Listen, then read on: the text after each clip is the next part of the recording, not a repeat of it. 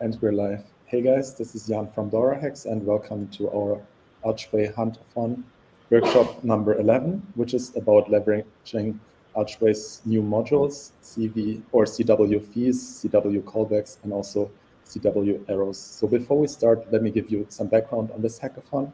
For us, DoraHacks, the largest Web3 multi-chain developer incentive platform, it's an honor to support the Archway Hackathon, and we're looking forward to seeing all the incredible projects building on top of Archway. Today, we're very happy and excited to have Augusto as the DAO here. He's a principal engineer at PyLabs.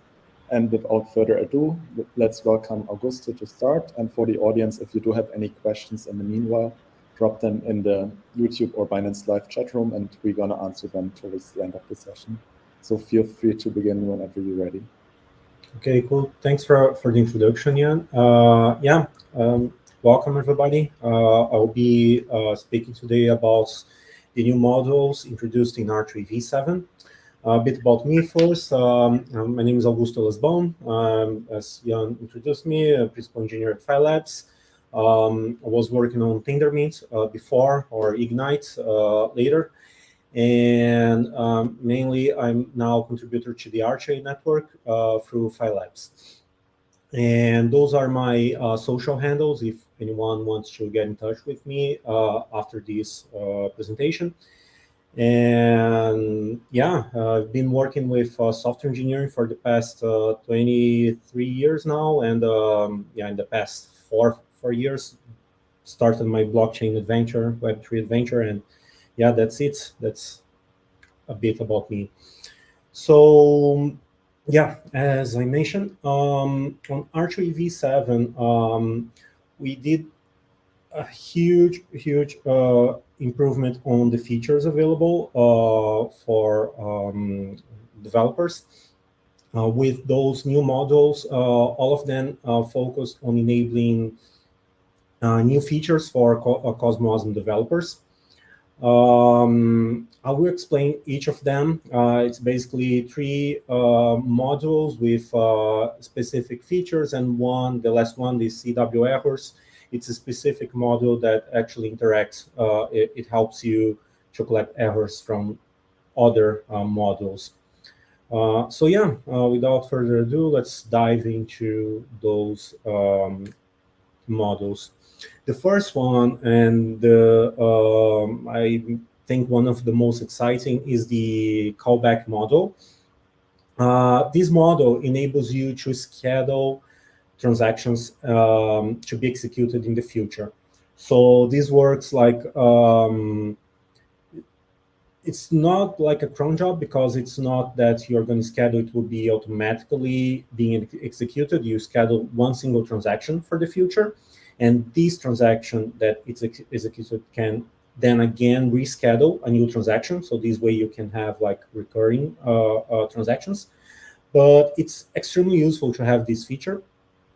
So you can think about like subscription models where you can charge fees for using a certain product, or redistribution of rewards. For example, imagine that you have a DAO, and this DAO is accruing contract rewards, and you want to automatically redistribute those among the users.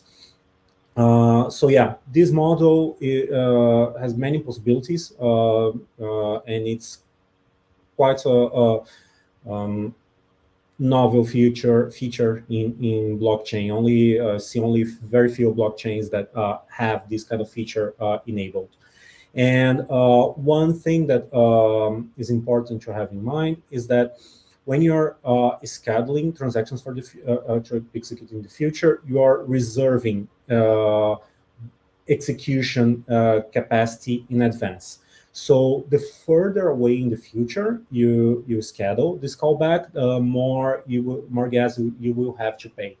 So basically, the registration fee formula, it's the transaction fee for the gas, and then you have like a block reservation fee and a future reservation fee that's based on, as I mentioned, how far in the future you're scheduling. There's also limits of days in the future that you can schedule. And the way it works is that you don't specify exactly a time for the transaction to be executed. You specify a block height. And at that block height, at the end of the block, so after all the transactions of the block are processed, then you have the end block execution, then your callback will be called. And yeah, that's basically how it happens. And then to register this callback, you can use the CLI, for example. This is a simple command line that you can execute to register. So you have, you specify the contract address, job ID that's generated by you, the height of the callback, and the fee amount, as I mentioned, that you're gonna pay for that transaction to be executed.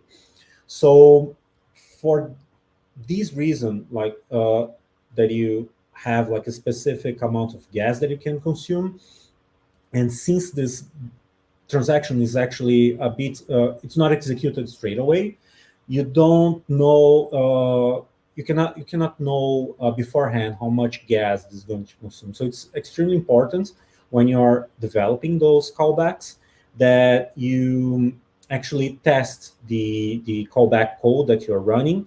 We are working on a tool that it was shared in a previous workshop here in the on the hackathon presentations. You can find more info about it. That actually allows you to benchmark certain entry points of your contract and then test like how much gas it's being consumed and have a better fine tuning for that. So this tool is extremely valuable for this callback feature because it will allow you to have a fine-grained control of the gas you're going to pay, and then allow you to run your callbacks without errors. And one other important feature to consider, one important consideration to have here is that those errors, they also happen at the end of the block, at the block that you schedule the transaction. So since those errors, they are hidden somehow from the user, the developer, you need actually to extract the error that happened from the chain. So for that, we developed that cw errors module. I will talk in more detail about it later. But the idea is that when an error happens, you will also get your contract executed to inform you about the error, the reason for the error message, etc. So you can react to it. So in case you're, for example, imagine the following situation. You schedule a callback to be executed in 1,000 blocks in the future from now. And okay, you let this execution reserved when this specific block height is processed, your callback is executed, then it fails. Depending on the error, you might want to try to reschedule this callback. And for that, having this subscription to the cw errors module is extremely valuable. So you can, safely recover from any errors. So this is an example of the callback execution. So those messages, they use pseudo messages. If you're not familiar, you can check in our docs website. We have like a really comprehensive documentation for Cosmos, and you can check how the pseudo messages work. And basically, that's the entry point for your callback message. And in the callback, the only thing you have is the job ID. So you can, for example, imagine that your contract wants to handle like several callbacks. So you're free to choose whatever job ID structure you want. So you can handle multiple callbacks. You can have one callback for, rewards redistribution, another one for subscription collection, and this sort of thing. So that's why, it's extremely simple the structure for the callback. And that's basically it. The next module is the CW fees. And this module, it is we worked on that based on the feedback from the community. At the chain genesis, one thing that we did to allow users to request and claim their airdrop from Arch tokens was to allow them to execute the first transaction for free using the X fee grant module from the Cosmos SDK. However, this model has several limitations. One, for example, you can give a fee grant for an address, but you cannot specify exactly, for example, you can give a fee grant to execute a smart contract, but you cannot tell exactly which smart contract or which message in that smart contract the user can execute. So if you just give a fee grant to a user, you can set an expiration, and, but still, it's too loose too loose control, and so the user can just reuse whatever fee grants you allow to them to execute other smart contracts. With that in mind, we worked on this CW fees module to actually help developers to create a fine-grained control of whatever custom logic they want to approve a transaction for fee grants. So imagine the following: that you have like a subscription model that users can, for example, execute 10 transactions per month. Imagine that you are building like a social network app. So you can give like users who want to pay for a premium 3 transactions per month. I don't know, like 50, 100, so they can post and do whatever they want for free, given that, well, for free, given that they are paying the subscription. Or you can even do like a freemium model if you want, just to onboard users. So the first 10 transactions are for free, and then after that, the users start paying the fees normally. So there are many possibilities here. And the way this is executed is, again, with the pseudo message. And there is a specific CW grant pseudo message that the contract should support. And this is the basic, on line 7, you see the basic structure for it. You have the fee requested and the messages that the user is trying to execute. So with those messages, you can inspect the content of the message, or the type of the message, who is sending the message, etc. And based on the message specifically, like on specific parameters inside the message, you can allow the user to execute or not a transaction. And one important aspect here is that inside the message on line 15, you see that the property message is a binary field, because this is a protobuf encoded message. Since this message can be like anything, it can the developer should be the one responsible for actually understanding how to deserialize these to whatever needs they have. So they will have the type URL for the protobuf message, and then they can just choose on how to decode this message and check specific fields inside the decoded message. So here's an example on how this can be handled on the smart contract. So in the contract file, you again, you have the pseudo entry points. You receive the CW grant message, and then you send to the pseudo grant function to be processed on the right. And here, for example, you have the fee requested that you can check. You can check the denominator, whatever information there. And inside the messages as well, you can check multiple messages inside it. And In this example, it's just validating if the this address is inside the grants allow list for this contract. It's a very simple example. But yeah, you can explore this at your will to create more robust implementations. The next model is the cw-ICA. This model comes, well,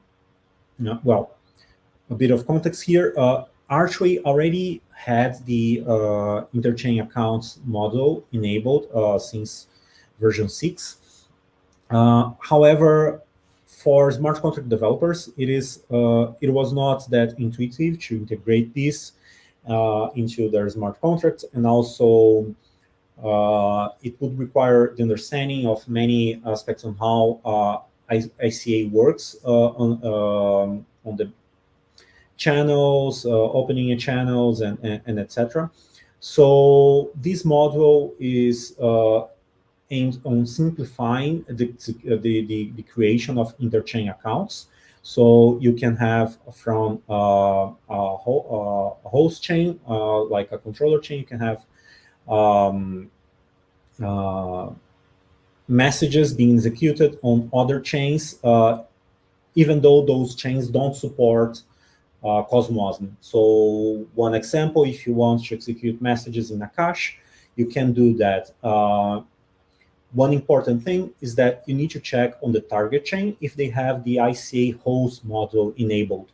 This is important that before integrating with the other chain, you check if this module is enabled, and you also check the messages, which messages are whitelisted in that chain. Because some chains, for example, Chihuahua, I think they allow all the messages or most of the messages to be executed, but on other chains, they might be more restrictive on what the ICA host module can execute. So yeah, it's important that you check the documentation of each and every chain you want to integrate with before proceeding with that.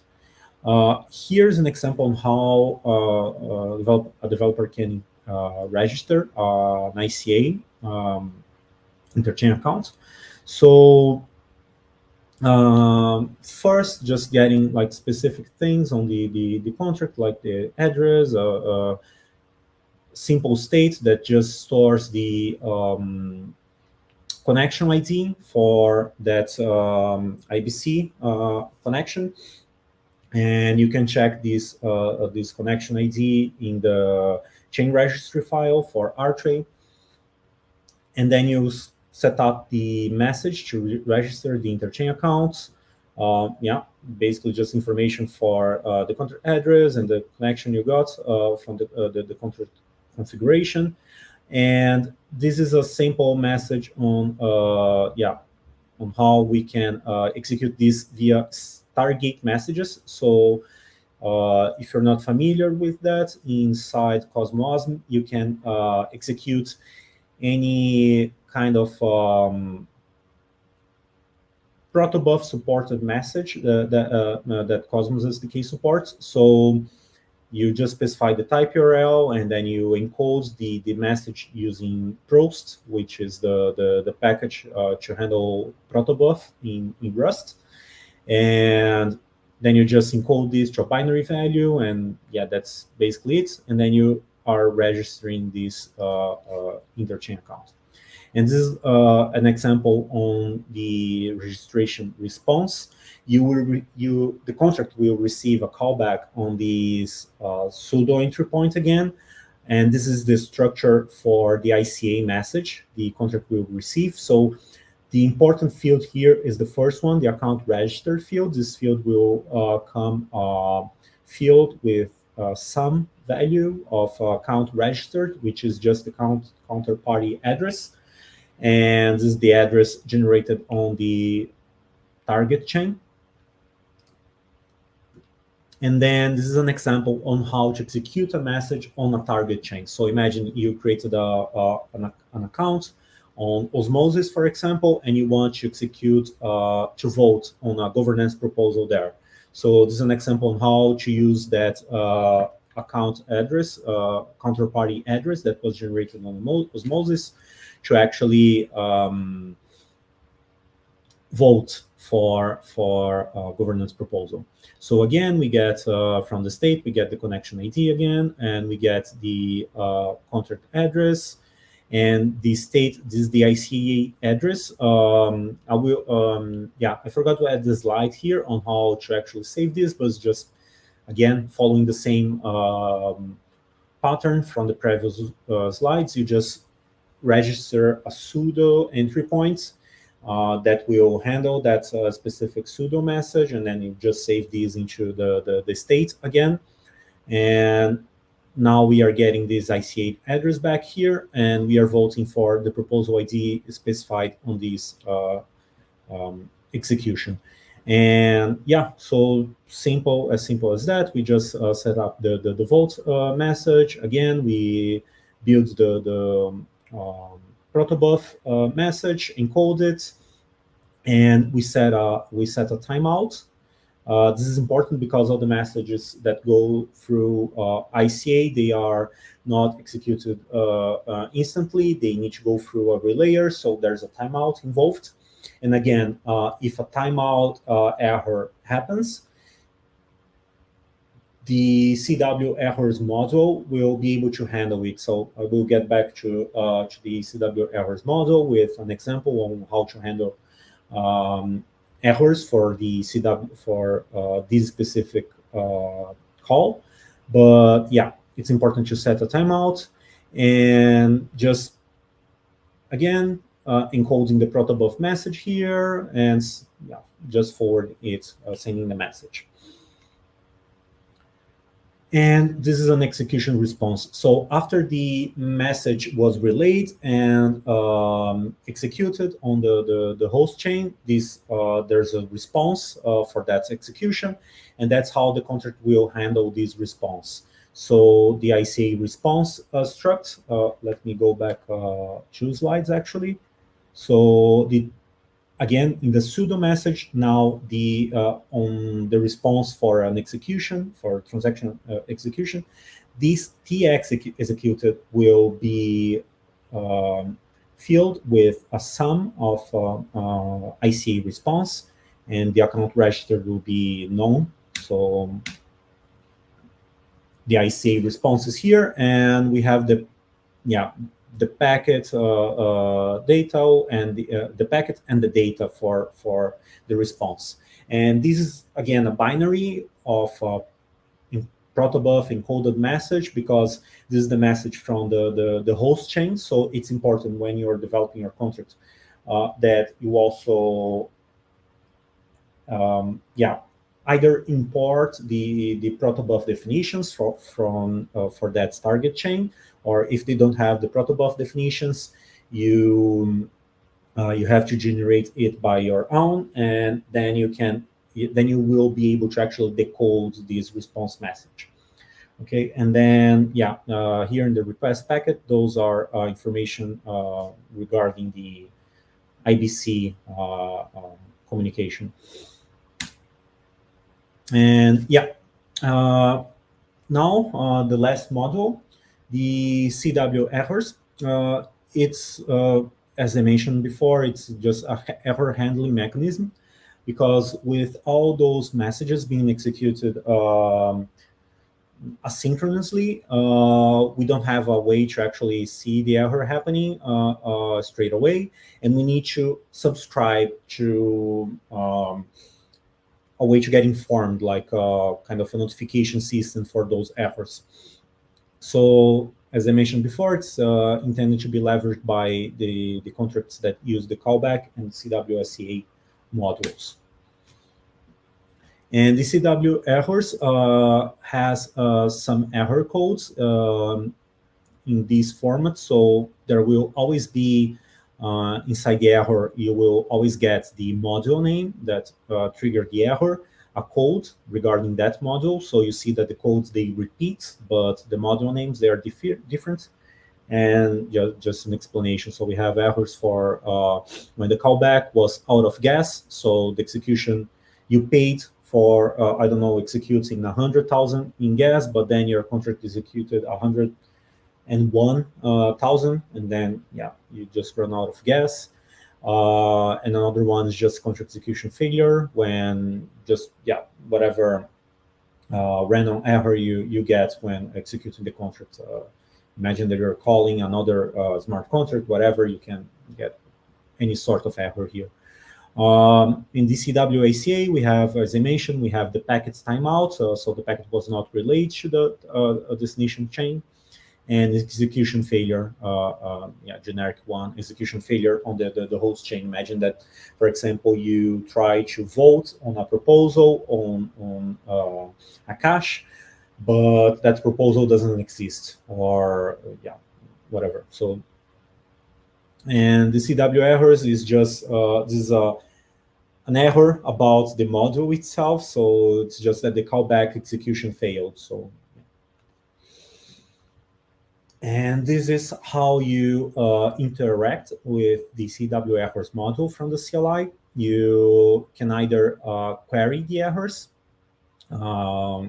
just by specifying the contract address, or you can also have this, sorry, it's not or, it's an opt-in feature. Just, yeah, to be clear, this feature is not enabled by default.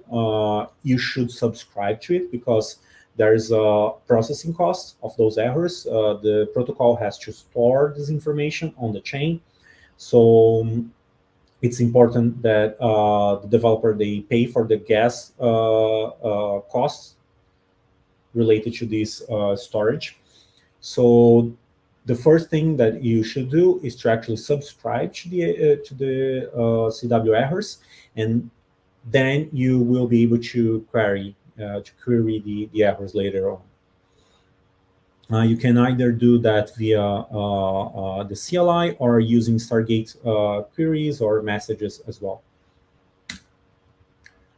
So here's an example on how the callback is triggered on the contract. So again, we have the sudo message, and this is the structure for the error. So we have, as I mentioned, we have the module name, the error code, the contract that failed, and yeah, input payload and the error messages. So this is an example on how to handle this error. So just here, this example is specific to a contract that is using the cw-ICA module, so that's why it's ignoring the other errors. This unreachable, it's actually not really true because the CW errors module callback actually could still fail, and then this would go into this unreachable state, which is not desired. So, but anyway, like just as an example, here we are handling the cw-ICA errors, and there are specific error codes. So imagine that, for example, when the cw-ICA call times out, you can promptly reopen the IBC channel and maybe retry the transaction. This is an option that you can implement here. Or, for example, on the second error, as I mentioned, you try to vote on a governance proposal that didn't exist, so this is the error message. And yeah, that's basically it. But before going to this thank you slide, actually I have a few things to go through here. Yeah, so to dive deeper into those models, right? Because though this was like a high-level overview of them, all of them, they have a deep and dense technical documentation on how to actually interact with them from the protocol sides. We can also, where is it? Docs, yes. For all of them, we also have the ADRs specifying how those modules work. So this is a really important documentation to get familiarized with, and yeah, it's important. It just goes through all the all the details on how this on how the fees are calculated, on all the details for the parameters that you can use, and etc., like the governance parameters as well, because those fees, for example, the future reservation fee for the callback model, this set, this can be modified by governance proposals. So yeah, all those details for how the module works are here. So you can find for all of them here. And also in our docs websites.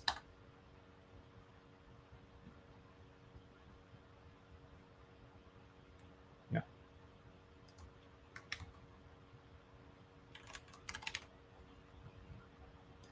You can also find digested information that's very easy to go through, and we'll explain exactly how to implement all those callbacks, and the cw-ICA the same. So it's very self-explanatory. It's really well digested here for you to go through. And also in we also have this repository here with the test contracts. This contract specifically, this will be incorporated into Arc3 RS. This is work in progress right now. So yeah, possibly in the near future, this repository might be archived, but then you will see a notification on where to find these example contracts. But in the meantime, you can check the contract example code that I used in the presentation. The full contract is here on, sorry, let me just increase the font size. I think it's maybe too small. Yeah. So you can find the entire explanation, example on how to register the ICA accounts. Then there's the vote, and the other piece of code that I didn't show before, the sudo message with the ICA account registration. So here it is when we received the ICA account registration callback. This is where we updated the state with the address we received. And yeah, that's it here. And also on the other contracts, this is for the cw-ICA. I will drop this link. I hope everybody can see that on YouTube as well. So just dropping this link here, and also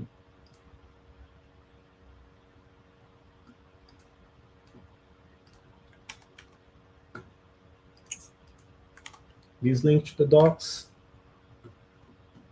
and more examples. So here in the Archway repository, we also have two other examples, one for the callback module, another one for the CW fees. So you can check both as well as for working examples on how to integrate integrate those modules into your contracts.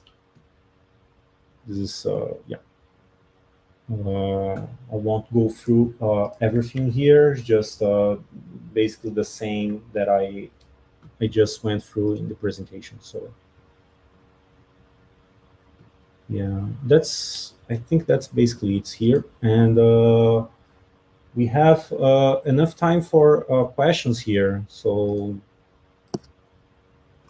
first of all, thank you so much for the insightful workshop. We can give the audience some time to digest the info you shared. I think it was quite a lot, and we will also share all the links that are relevant. Maybe you could say a bit more about common mistakes, like for developers, what they should take into account and how to overcome. Yeah, definitely. I think that one important thing here on the for example, the callback model, I think the most important aspect to consider when registering a callback is to actually be sure that you understand how the gas is being consumed in the contract. This is crucial for flawless execution of those callbacks. Otherwise, the contract might run into out of gas state frequently, and your callback will not be executed. So it's extremely important to understand how you work with the storage properly. Usually those are the most expensive operations. When you are when you choose, for example, the wrong data type to store some information. Imagine that you are using a vector that you want to add addresses to this vector. What happens when this vector goes into 100,000 addresses? So you might not see during test phase because you are testing with 10, 100 addresses. But then as you go into production, then you suddenly see your contract gas just exploding out of the roof because of those things that are sometimes a bit hidden and not clear to find. So that's again referring back to the presentation on the tool that Drew and a guy presented. I think it was last week, if I'm not mistaken. That will benchmark how much gas your contract is executing. It's super important to run these and make sure that you have like perfect control of your contract, even under like heavy usage. All right. So thanks a lot for all these insights. Is there anything you forgot to share and you want to share? I think that's it for this session. I know it's a lot to digest, but besides that, we are hiring at Phi Labs. So yeah, if you are interested, you can check our website in the careers page, and you will see the current open positions. All right. So Augusto, thank you so much. I feel like it was very insightful. The audience learned more about CW fees, CW ICA, CW callbacks, and also CW arrows. We did a lot of workshops. I think there's also another one tomorrow or this week. So stay tuned and also come back for the next workshop. If there's like any questions you have while building on Archway, feel free to reach out and see how the Archway team can support you. And then we're super excited to seeing all the incredible projects building on top of Archway. Thanks a lot, Jan, for the time. Yes, thank you so much, and see you guys. Bye-bye. Bye-bye.